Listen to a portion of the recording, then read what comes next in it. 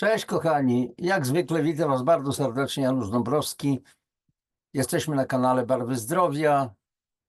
Jak często to powtarzam dla tych, którzy może po raz pierwszy, dla tych z Państwa, którzy po raz pierwszy zawitali na nasz kanał, czemu jest poświęcony profilaktyce zdrowotnej, wszelkiej informacji, która służy naszemu zdrowiu. Tutaj mówimy o odżywianiu i również o jedzeniu. Odżywianie i jedzenie nie jest to równoznaczne. Mówimy o suplementacji wieloskładnikowymi, naturalnymi suplementami diety, jaki to ma wpływ, w jaki sposób można się suplementować, czy są jakieś programy do tego, są programy bardzo skuteczne, zresztą opracowane przez lekarzy. Mówimy o wpływie destrukcyjnych pól elektromagnetycznych i terapeutycznych pól elektromagnetycznych, bo jesteśmy istotą elektromagnetyczną, a w zasadzie bioelektroniczną. Naprawdę to nie są wymysły foliarza. Odsyłam tutaj ewentualnie zainteresowanych do prac profesora Włodzimierza Sedlaka, wspaniałego polskiego naukowca, księdza profesora. Dalej, mówimy o piciu wody, jaka woda ma być, jakie warunki powinna spełniać pitna woda i tak dalej, jakie funkcje sprawuje w organizmie. Mówimy o tym, jak radzić sobie ze stresem. Mówimy o tym, że jesteśmy istotami duchowymi, a nasze ciała to jest po prostu nasze ubranko, nasz kombinezon taki kosmiczny, nasz pojazd, w którym się poruszamy. I tak dalej, więc wszystko to, co służy naszemu zdrowiu, mówimy o śmiechu, mówimy o tym, jak stwarzać. O, właśnie, bogami jesteśmy, tak? Jesteśmy bogami. Co jeszcze? No i więc cały konglomerat różnych, powiedzmy, różnej wiedzy, która po prostu ma wpływać na nasze zdrowie. Od razu z góry Was tutaj przepraszam za jakieś zakłócenia techniczne. No nie mogę się czasami uporać z tym, o widzicie, ustąpiło troszeczkę, ale zaraz się będzie znowu pewnie pokazywać, a może i nie, zobaczymy. W każdym razie ja zajmuję się profilaktyką zdrowotną od końca lat 90. ubiegłego stulecia, czyli w tej chwili już ponad 25 lat, od 12 lat zajmuję się takim profilaktycznym, kompleksowym wspomaganiem metabolicznym organizmu, rewelacyjne rezultaty i tak dalej. I dzisiaj będziemy też mówić o jednym z aspektów naszego zdrowia, bo mamy coraz więcej tych problemów, mamy ze zdrowiem, mamy ponad 70 chorób, które określa się jako choroby tak zwane cywilizacyjne. Cóż to za cywilizacja, która wyprodukowała tyle chorób? I to są choroby, z którymi, przykro mi to mówić, ale medycyna akademicka kompletnie sobie nie radzi. Nie mówię w tej chwili o przyczynach, dlaczego sobie nie radzi, bo tych przyczyn jest troszeczkę. Zaznaczam, że oddzielam system medyczny od pojedynczych lekarzy, bo mamy w Polsce, ale nie tylko w Polsce, wielu fantastycznych lekarzy. Mamy fantastyczny często personel medyczny niższego tak zwanego szczebla, czyli panie pielęgniarki i tak dalej, ale ja mówię o całym systemie, który wpływa na całą brać medyczną i ich stosunek do nas, potencjalnych pacjentów. Więc zgodnie z zasadą Pareto 80/20, 20/80, można by powiedzieć, że 20% tego personelu to są wspaniali ludzie, 80% to jest różnie. Może kogoś to zaboli, ale taka jest prawda. Ja sam akurat należę do kasty nauczycieli, chociaż nie studiowałem zawodu pedagogicznego, tak trochę niby przypadkowo znalazłem się w tym zawodzie po Politechnice i trafiłem po prostu od razu na ten zawód, więc mam prawo również się wypowiadać na temat tego też zawodu. I znowu jest zasada Pareto 20-80, 20% to naprawdę są świetni nauczyciele, 80% no różnie tam można klasyfikować i to w każdym zawodzie tak jest praktycznie, więc nie ma się w razie czego o co obrażać, tylko to są po prostu fakty. Kochani, o czym dzisiaj? Zanim przejdziemy do zasadniczego tematu, czyli będziemy mówić o implantach. Niektórym z nas wydaje się, ja już mówiłem kilka razy w audycjach, że kochani, a jak będę chory, to pójdę do szpitala, lekarze mnie wyleczą, jak trzeba będzie, to coś tam mi wytną, coś tam odszyją, coś przyszyją, wstawią nerkę, wątrobę, serce, płuca. I ja tak mówię, słuchajcie, bo mamy XXI wiek, a te wątroby, te serca, te płuca, te wszystkie podroby leżą na półkach pierwszorzędnej jakości, po prostu wyprodukowane przez tatę i mamy tego człowieka, który już nie żyje i który bardzo dbał o siebie, bardzo, bo myślał, był takim, wiecie, altruistą, bo myślał sobie, że jak się ugrobi, czyli zginie, umrze, to jego narządy przydadzą się komuś innemu. Więc dbał, nie pił alkoholu, nie palił, wysypiał się, odżywiał się bardzo zdrowo. Był okazem zdrowia, zginął na przykład, umarł, różne mogą być okoliczności odejścia i nawet po prostu w ostatniej woli, albo inaczej, bo ostatnia wola to nie zezwalam na wydanie moich narządów, na wykorzystanie moich narządów wewnętrznych do transplantacji.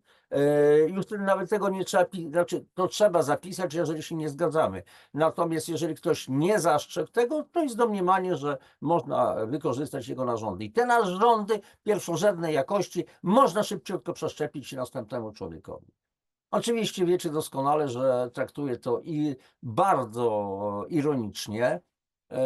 Bardzo często kwestia tych ludzi, zwłaszcza młodych, którzy widzę, jak zachowują się na przykład na motocyklach, w samochodach jedzie 100, a przedwczoraj akurat widziałem w moim mieście taki obrazek. Najpierw samochód wyje nieprawdopodobnie, chyba 100 facet jechał akurat przez, no, na terenie zabudowanym w mieście. Zanim za chwileczkę pojawił się motocyklista, ktoś tam z boku po prostu skomentował, a to dawcy narządów. Nie daj Boże mieć takiego idiotę dawcę, bo to jest idiota. To jest człowiek po prostu o bardzo niskiej świadomości. Mówię to otwarcie, idiota, kretyn. Bo trzeba nazywać rzeczy po imieniu. I co? I teraz na przykład, załóżmy, jego narządy zostaną przeszczepione z cząstką jego świadomości do zupełnie innego człowieka, bo jest tutaj jeszcze, kochani, problem tak zwanej wędrującej świadomości. Ja nie będę dzisiaj rozwijał tego tematu, ale wygooglujcie sobie wędrująca świadomość. Są bardzo ciekawe przypadki na ten temat. Dobrze. I kochani, co z tymi implantami? A, zanim zacznę mówić o tych implantach, posłuchajcie. W moim sklepie, na mojej stronie www.januszdabrowski.pl, jak tutaj piszę na tym różowym tle, jest oczywiście od dawna książka Czego mogłeś jeszcze nie wiedzieć o zakwaszeniu organizmu i skutecznym odchudzaniu. Znaczy ludzie myślą sobie, że ja nie muszę się odchudzać, więc nie muszę tego mieć. Ale odchudzanie jest powiązane z odkwaszaniem albo zakwaszeniem, otyłość zakwaszeniem. Więc dlatego taki podwójny tytuł. Więc w pierwszym rzędzie, czego mogłeś jeszcze nie wiedzieć o zakwaszeniu organizmu. Można tu książkę kupić. Po wejściu na stronę, u góry na listewce jest sklep.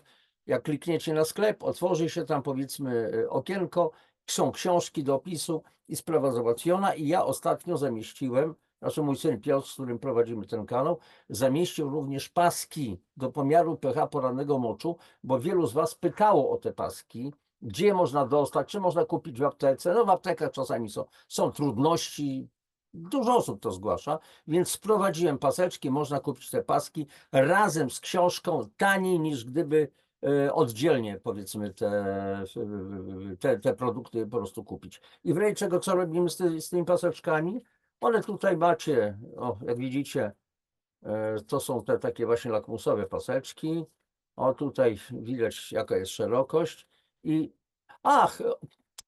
normalnie są szersze, natomiast ja je przeciąłem już wzdłuż na pół, bo wystarczy tylko te, powiedzmy, okładki do siebie przegiąć i szerokie paski przeciąć wzdłuż na pół i po prostu porannym moczem zwilżyć jedną, drugą, 1/3 takiego paseczka.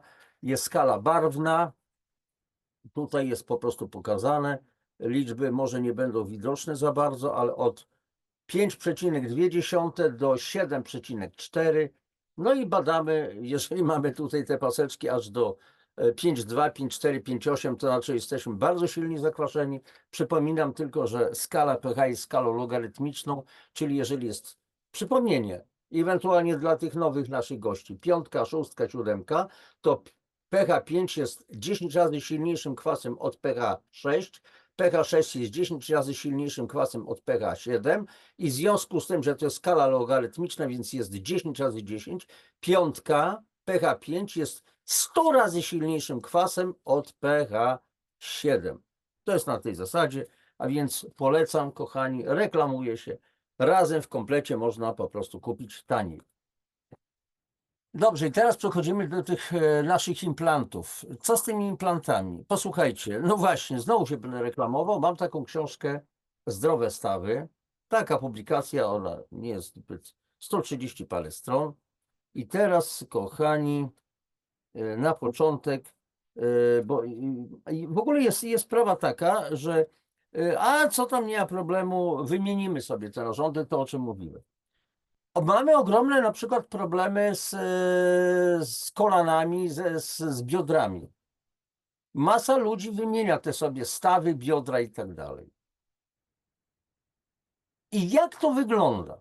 Czy to jest naprawdę bezpieczne? Wielu ludzi mówi, świetnie, nie ma żadnego problemu, funkcjonuje to u mnie. Jestem bardzo zadowolony. Mam znajomego, który już ma przeszczepione jedno biodro, chyba jedno kolano, teraz drugie kolano po prostu sobie wymieniał. I do tej pory było wszystko w porządku, ale znam takich, którzy mieli permanentne stany zapalne. Została, że tak powiem, jedna noga wymieniona, było wszystko ok. Później wymieniono drugi staw, na przykład kolanowy, i noga puchnie, stany zapalne, ciągłe bóle i tak przez po prostu od kilku lat. Więc jak to jest? Posłuchajcie, na początek, ta książka również jest u mnie w sklepie. Cytat. Chodzi o endoprotezoplastykę, czyli zabieg chirurgiczny polegający na wycięciu chorego stawu lub zużytego stawu albo jego fragmentu oraz wszczepieniu sztucznego elementu, czyli protezy. Cytat. 140 000 pacjentów przechodzi co roku we Francji operację wszczepienia protezy stawu biodrowego. 3 000 kobiet i mężczyzn, głównie 40-letnim, a zresztą, przepraszam bardzo, a po co ja to czytam, słuchajcie, z książki, kiedy ja udostępnię ekran, żebyście, kochani, widzieli tekst. O, właśnie to będzie lepiej, zapomniałem, przepraszam. Przy okazji jakieś ilustracje zobaczycie. A więc 140 000 pacjentów przechodzi co roku we Francji operację wszczepienia protezy stawu biodrowego. 3 000 kobiet i mężczyzn, głównie 40-letnim, przecież to są młodzi ludzie, którzy kiedyś uprawiali sport wyczynowo lub amatorsko, zakłada się protezy będące stopem kobaltu z chromem. Problem w tym, że łącznik, który z jednej strony jest implantem wprowadzanym wprost do miednicy, a z drugiej za pomocą cementu zanurzony jest w kości udowej, może zatruć cały organizm. Taki zawias miałby pomagać w chodzeniu i bieganiu, gdyby nie materiał użyty do jego produkcji. Kobieta ma 58 lat. Po operacji wszczepienia implantu stawu biodrowego ogłuchła i oślepła. Może się poruszać tylko na wózku inwalidzkim, na fotelu inwalidzkim. 49-letniemu mężczyźnie trzęsą się ręce. Co więcej, dziura w umyśle. Stracił pamięć. U innego pacjenta lekarz stwierdził poważne patologie w układzie krążenia, przede wszystkim jeśli chodzi o pracę serca, komplikacje neurologiczne i układu oddychania. Kilka osób po wszczepieniu narzekało na dolegliwości, których przyczyną było zakłócenie pracy tarczycy. We krwi wszystkich stwierdzono podwyższony poziom kobaltu. Staw biodrowy to ciągłe tarcie kulki o łożysko. Inaczej byśmy nie byli w stanie wykonać kroku. Według austriackich naukowców, którzy opublikowali swoje odkrycie w piśmie ortopedycznym, właśnie to powoduje, iż z metali użytych do produkcji protezy ulatniają się jony, które dostają się do krwiobiegu pacjenta. A to był rok 2003. Między rokiem 2005 a 2008 brytyjscy badacze kilkakrotnie publikowali artykuły informujące o zagrożeniu związanym z zastosowaniem metalowych protez. Kolejne badania wskazywały na poważne konsekwencje neurologiczne dla pacjentów ze względu na nadmierne wydzielanie jonów z metalowych protez. Wszystko to było zamknięte w 4 ścianach naukowego świata. W 2009 roku w Stanach Zjednoczonych zabroniono stosowania takich protez. W wyniku skandalu, jaki przy tej okazji wybuchł, producent bez mrugnięcia okiem wydał $2,5 miliarda, $2,5 miliarda na pokrycie kosztów leczenia pacjentów, byleby tylko nie dopuścić do procesu. Gdyby do niego doszło, musiałby wydać 10 razy tyle. A tak wszystko odbyło się cicho i bez rozgłosu. W 2010 roku zakazano wszczepiania metalowych protez w Wielkiej Brytanii i w Australii. We Francji wciąż to trwało, bo mimo ostrzeżeń uważano, że osoby aktywne będą mogły szybciej wrócić do zdrowia i lepiej poruszać się z metalowymi stawami biodrowymi. Teraz adwokaci pacjentów skierowali sprawę do sądu przeciwko francuskiej Krajowej Agencji Bezpieczeństwa Medycznego, odpowiedzialnej za to, by leki, implanty i inne mechanizmy wprowadzane do organizmu pacjenta nie zagrażały jego zdrowiu. A tak przy okazji, a co się wprowadza w przypadku leczenia choroby nowotworowej? Jest chemia tak zwana biała, żółta i czerwona. Czerwona nazywana jest Red Devil, czerwonym diabłem. Co one powodują? Żaden lekarz we Francji mu nie powiedział, że jony kobaltu powodują powikłania neurologiczne układu oddechowego, kłopoty z sercem i z tarczycą. Francuska Krajowa Agencja Bezpieczeństwa Medycznego broni się, twierdząc, że wszystko konsultowała z francuskim Stowarzyszeniem Ortopedycznym i Traumatologicznym. Teraz ta sama instytucja przyznaje, że metalowe protezy mogą wzbudzać niepokój, bo co 5. przypadek implantu, czyli 20%, 20 pacjentów na 100, może się skończyć dramatycznymi konsekwencjami. W przypadku innych protez mowa jest o 5%. Tu oczywiście podaję źródło, niczego nie wymyślam i tak dalej, i tak dalej. No i są ciekawe stwierdzenia. Ciekaw jestem oczywiście, jak to jest w Polsce. Endoproteza, są przeciwwskazania, powikłania, ale o tym piszę dokładnie w tej po prostu mojej książce i tak dalej, i tak dalej. Na razie zatrzymuję udostępnienie i zabieramy się po tym wstępie znowu do pewnego bardzo ciekawego artykułu. Już udostępniam i teraz słuchajcie, kochani, jest tutaj właśnie Implant Files, pliki dotyczące implantów. To jest artykuł opracowany przez stowarzyszenie takich międzynarodowe stowarzyszenie dziennikarzy ku prawdzie, ICFJ 40 i tak dalej, więc to jest oczywiście artykuł, znaczy oryginał. Ja w tej chwili przejdę do translacji. Linki do tego artykułu oczywiście będą w opisie mojej audycji, a więc śledztwo w sprawie plików implantów rzuca światło na ciemną stronę urządzeń medycznych. Autor pani Fabiola Torres. To był artykuł sprzed 6 lat, 22 stycznia 2019 roku. Proszę Państwa, kochani, nic się nie zmieniło. A może zmieniło się coś na gorsze, bo jesteśmy oszukiwani na okrągło. Dobrze, zabieramy się. Wadliwe urządzenia medyczne i brak przepisów lub egzekwowania ich zabiły tysiące pacjentów na całym świecie i naraziły miliony innych na ryzyko. Wadliwe implanty mogą być źle skonstruowane lub wykorzystywać nieprzetestowane lub fałszywe materiały medyczne. Kiepskie implanty mogą zawieść, powodując ból, utratę ruchomości, a nawet śmierć. Mimo to w moim kraju i wielu innych niewiele osób było świadomych zagrożeń. Wielomilionowe firmy produkujące implanty i urządzenia medyczne są owiane niezliczoną ilością skandali związanych z konfliktami interesów, korupcją. Niedawno zamieściłem audycję na temat korupcji w medycynie i nadużyciami wobec pacjentów. Dlatego 250 reporterów z 36 krajów współpracowało, aby rzucić światło na ciemną stronę technologii medycznej. Rezultatem było Implant Files, pierwsze globalne śledztwo, które ujawnia brudne sekrety dochodowego przemysłu urządzeń medycznych.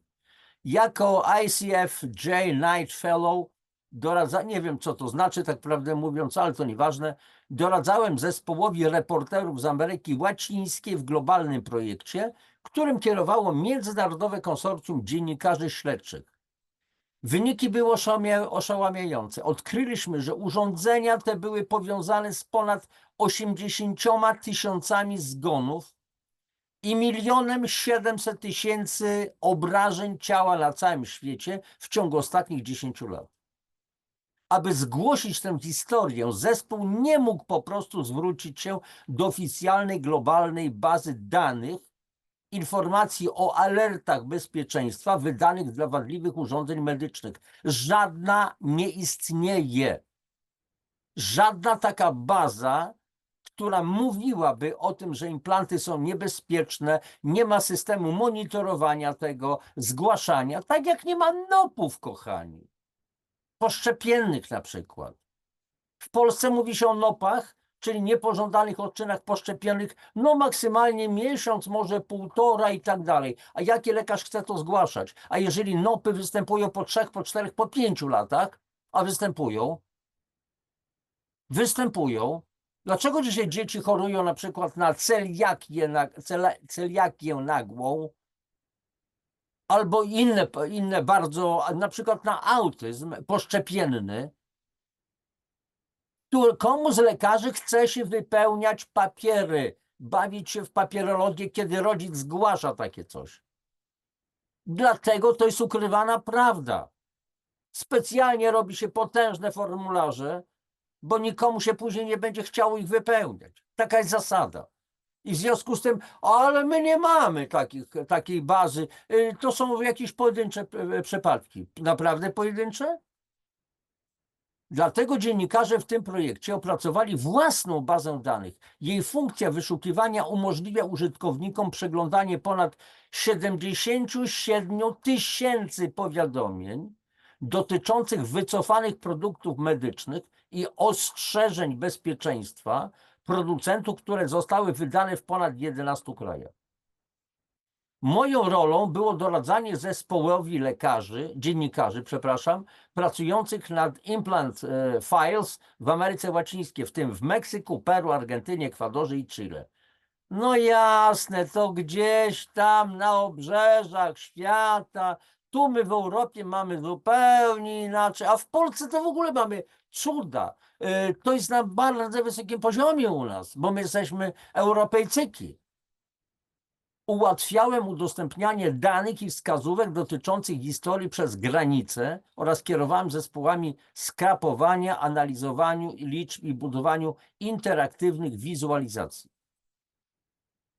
W przypadku Implant Files reporterzy wydali ponad 1500 wniosków o informacje publiczne w 36 krajach, a my zebraliśmy ponad 8 milionów dokumentacji medycznej związanej z urządzeniami medycznymi. Obejmowały one powiadomienia o wycofaniu produktu, ostrzeżenia dotyczące bezpieczeństwa oraz dokumenty prawne i finansowe firm technologii medycznej. Raporty FDA, amerykańska FDA, zespół ICIJ pomógł nam uzyskać, czyli tych dziennikarzy, pomógł nam uzyskać dostęp do danych o ponad 5,4 milionach incydentów związanych z urządzeniami medycznymi, które zgłoszono do amerykańskiej Agencji do Spraw Żywności i Leków w ciągu ostatniej dekady, czyli FDA.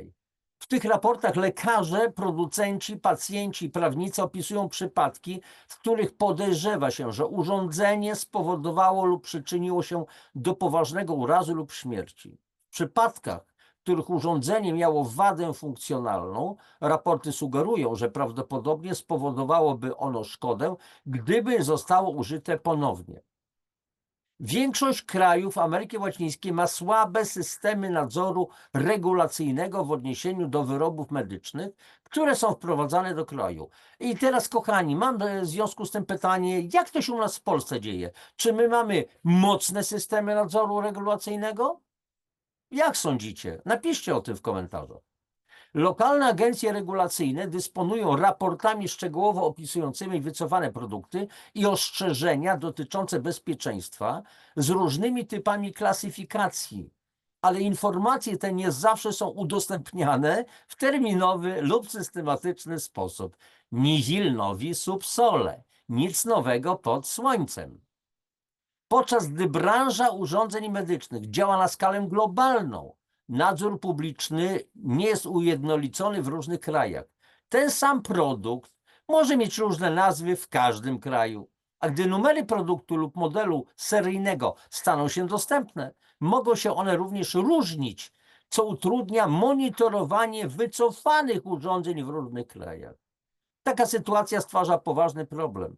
Wadliwe urządzenia medyczne wycofane w USA i Europie są często importowane do innych części świata. Posłużę się, kochani, przykładem. U nas w Polsce, może już nie dzisiaj, ale był taki czas, kilkanaście lat temu, plastikowe okna wymontowywane w Niemczech były przesyłane do Polski jako tańsze i ludzie bardzo chętnie kupowali, bo Niemcy wymieniali te plastikowe okna na specjalne drewniane. Panele fotowoltaiczne były również wymieniane, sprowadzane do Polski, czyli śmieci były sprowadzane do Polski. I tak samo się dzieje. A więc jesteśmy traktowani jako kolonia. Jednym z ważnych źródeł danych były rejestry importu urządzeń medycznych do Ameryki Łacińskiej. Aby uzyskać dostęp do tych informacji, skorzystaliśmy z usługi Datasur, narzędzia, które zawiera informacje o handlu zagranicznym z 23 krajów. W Peru, Chile, Argentynie, Ekwadorze i Meksyku utworzyliśmy bazę danych importów od stycznia 2009 roku do października 2018. Pozwoliło nam to na zbudowanie drugiej bazy danych. Na jej podstawie zebraliśmy informacje o producentach, importerach, dystrybutorach, formach wysyłki oraz numerach partii i modeli urządzeń, które dotarły do tych krajów. Na potrzeby Implant Files stworzyliśmy algorytm, który analizował miliony raportów o incydentach, które producenci z całego świata przedstawili FDA. W ten sposób FDA, czyli Food and Drug Administration, nieważne. W ten sposób odkryliśmy, że prawie 500 000 raportów z ostatniej dekady na temat operacji związanych z usuwaniem urządzeń medycznych. Usuwaniem, czyli wadliwych, niebezpiecznych i tak dalej. Analiza tych raportów wykazała, że urządzenia te były powiązane z 82 000 zgonów i 1 700 000 obrażeń ciała w ciągu ostatniej dekady.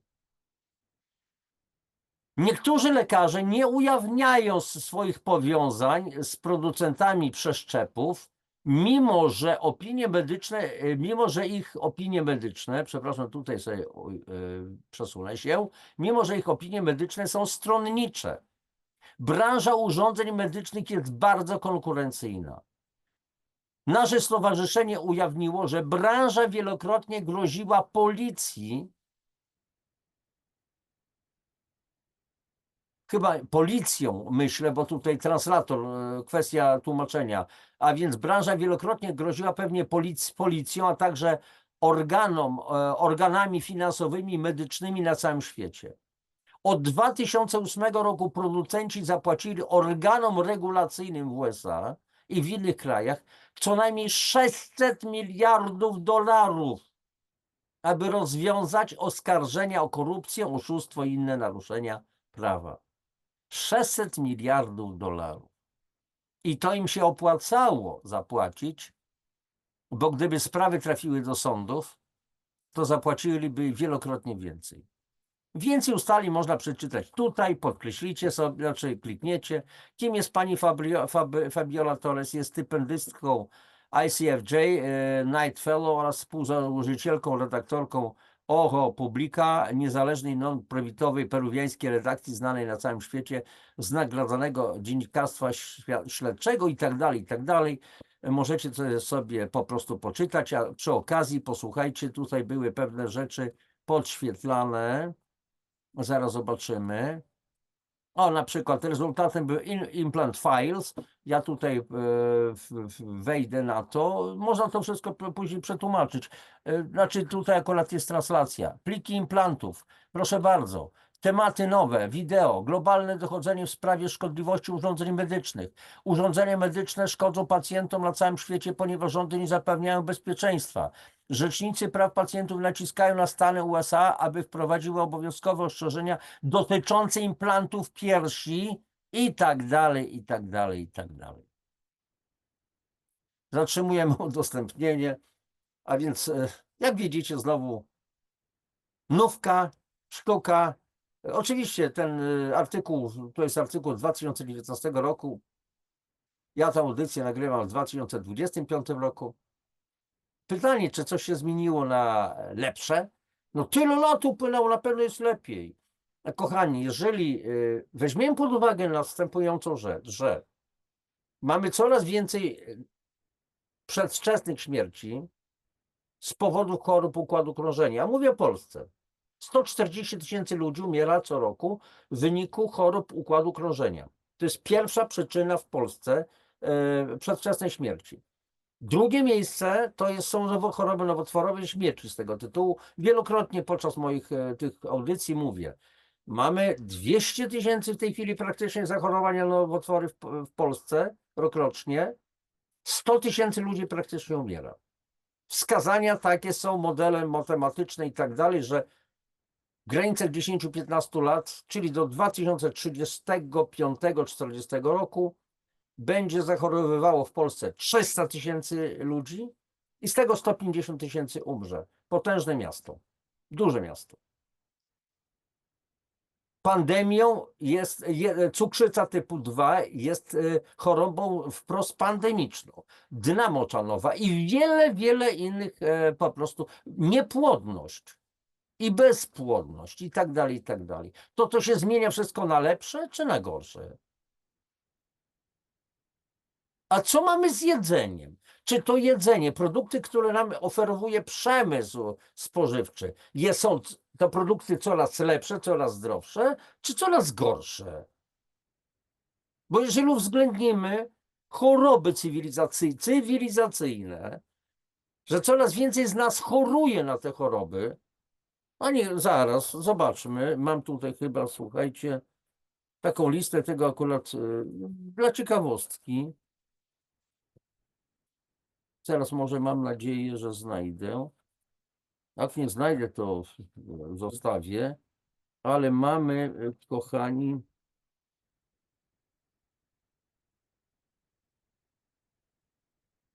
no ponad 70 chorób, więc posłuchajcie, to są, no w tej chwili akurat nie znajdę tej mojej listy potężnej, ale w książce Czego mogło się jeszcze nie wiedzieć o zakwaszeniu organizmu, między innymi czym grozi zakwaszenie organizmu, i tutaj mam akurat wymienione układ pokarmowy, mięśnie, stawy i tak dalej, układ sercowo-naczyniowy, układ metaboliczny, zaburzenie w układzie rozrodczym, tkanki peryferyjne, skóra, włosy, zęby, paznokcie, inne w całym organizmie i tak dalej, i tak dalej. Więc to jest cała masa.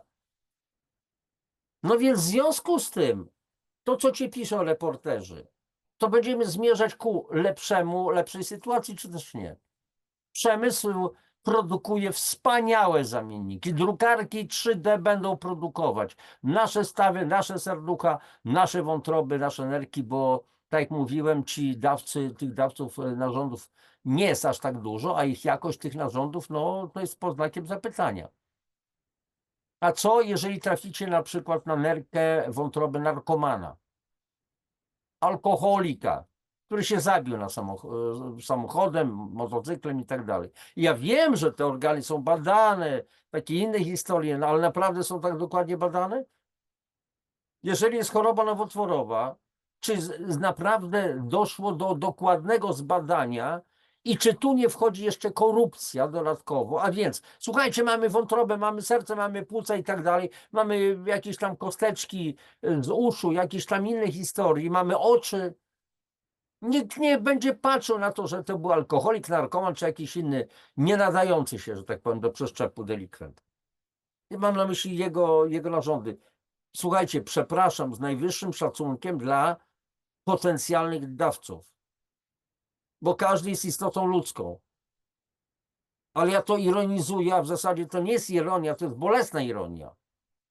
A co nie ma tak? Życie jest życiem. Są pewne realia. Jeżeli wiemy, że przemysł medyczny, bo jest przemysł, jest skorumpowany do cna, co pokazała ta chucpa z 2019 roku, doskonale pokazała. Nie muszę wam tego tłumaczyć. Jesteście inteligentnymi ludźmi. Więc co się tutaj może wydarzyć? A ile jest operacji, na przykład usuwania piersi, czyli mastektomii w Polsce, jedynie dlatego, wykryto jakiś guzek, jakieś zwapnienie, jakieś coś, momentalnie na wszelki wypadek ciąć pierś. Dlaczego? Bo za co się płaci. W mediach sporo jest na ten temat mowy. Swego czasu w jednej audycji opowiadałem historię mojego znajomego lekarza, który ma z kolei innego lekarza. Nie pamiętam, to było kilka lat temu. I ten znajomy lekarz chirurg mówi: słuchaj, no naprawdę staram się być bardzo uczciwy, etycznie to wszystko robić, jak wielu moich kolegów, ale wiesz co, jeżeli na przykład w wypadku ręka jest zniszczona, trzeba ją uciąć, można byłoby ją uciąć tutaj, ale to w tamtym czasie, nie wiem czy to prawda, ale powtarzam tylko, co usłyszałem. Tutaj to jest 15 000 dla szpitala, czy coś takiego, nie wiem, nie orientuję się, a tutaj 22. Ale tu jest jeszcze ruchomy staw, więc jeżeli się utnie rękę tą część, no to będzie ruchomy staw. Ale jeżeli utnie się tutaj ramię, no to trzeba będzie protezę z zupełnie innym stawem, znacznie droższą. Życie, och ty życie, tak kochani? Więc posłuchajcie, jakie jest główne przesłanie tego wszystkiego? My mamy być zdrowi i sprawni, ale żeby być zdrowym i sprawnym, trzeba mieć wiedzę. A po co tą wiedzę mieć? Żeby rozwijać swoją świadomość. I nie tylko prozdrowotną, w pierwszym rzędzie, ale ogólną świadomość o tym, kim my jesteśmy, jak powinniśmy siebie traktować, czym się odżywiać, czym się posilać, a nie co jeść. Jeść można trucizny, można jeść wiele rzeczy. Można i gryźć ziemię, jak to się mówi. Ogryzać gałązki z drzew. Ale to niekoniecznie będzie posiłek, niekoniecznie to będzie pokarm. Gdzie akurat rozmawiałem ze znajomą, i ona mówi: no Janusz, akurat pracuje w szpitalu. Jest straszna sytuacja w szpitalu. Tam, a więc w innych też. Coraz więcej, zwłaszcza młodych ludzi, choruje, nie wiadomo co z nimi robić w ogóle. Masa cukrzyc, cukrzyca typu 2 i tak dalej. Mówi: ale co my jemy? Dzisiaj byłem w swoim mieście w Kauflandzie, potrzebnych było mi troszeczkę ziół, między innymi kardamon, gałka muszkatowa i tak dalej. Idę do kasy i przede mną małżeństwo z synem mają napakowany wózek, zapłacili coś chyba ponad 1500 zł za zakupy i tam była potężna cała zgrzewka Coca-Coli, były zupki, chyba 15 sztuk zupek, taki wiecie, w proszku, proszku, tam widać ten makaron, coś tam, to był, widziałem na etykiecie napisy, że to był zupa buraczana, czyli wiecie o co chodzi, zabrakło mi słowa, barszcz buraczkowy. Coś było jeszcze, jakaś zupa pomidorowa też tego typu. I tak, ja tak wiecie co, nie załamywałem widocznie tych rąk, tylko wewnątrz intencjonalnie załamywałem ręce i tam cały potężny koszyk, taki potężny, po prostu był tym wypełniony. Wyobrażacie sobie za 1500 zł zakupy. Na Antarktydę chyba się wybierali, czy gdzieś indziej i robili zapasy. Tym się ludzie jedzą. I dziwimy się, że później chorują. I widziałem ich twarze, to byli młodzi ludzie, może 40 parę, czy około 40. Bo syn miał jakieś 15-16 lat, więc no, gdzieś w tym wieku. I oni tak, włosy kobieta, no w takim nie to, że nieładzie, ale widać było jakość tych włosów, nędzną. Szare twarze, jakieś takie zmęczone, wbory pod oczami i tak dalej, i tak dalej. Ich wybór, ale to jest brak świadomości. I dlatego pracujmy wszyscy razem, dlatego kochani, ja robię tę audycję, niektórym mogą się nie podobać, innym się mogą podobać, natomiast ja robię audycję, natomiast kochani, proszę Was o przesyłanie linków do tych audycji swoim bliskim i znajomym. Rozmawiajcie, wdawajcie się w dyskusję. Dlatego, że trzeba, niezależnie od ich reakcji, bo mogą mówić głupoty, pleciesz, a ten facet na pewno ktoś mu płaci. Tak, płaci mi. Ogromne pieniądze, nie wiem, jakiś rodzaj nowego przemysłu, który mi płaci. Być może faktycznie zwrócę się do was o wsparcie. Buy coffee chociażby, postawicie mi kawę, oczywiście wirtualną tak zwaną, bo rzadko kiedy piję kawę. Bo w tej chwili faktycznie jest po prostu problem ze świadomością. Dobra, kończymy to, bo się rozgaduję. Kochani, proszę Was o linki, o lajki, przepraszam, o subskrypcje. Pomału dochodzimy jest tam 3700 subskrybentów, ale mam nadzieję, że w jakimś niedługim czasie może dojdziemy wspólnie do 4000. Niech to się rozszerza, więc proszę o lajki, o suby, o komentarze, nawet jedno słowo. Niech to wszystkim służy. Trzymajcie się, najlepszego. Papatki i już tutaj wyłączam nagrywanie. Do następnego spotkania. Pa, pa. I głowa do góry.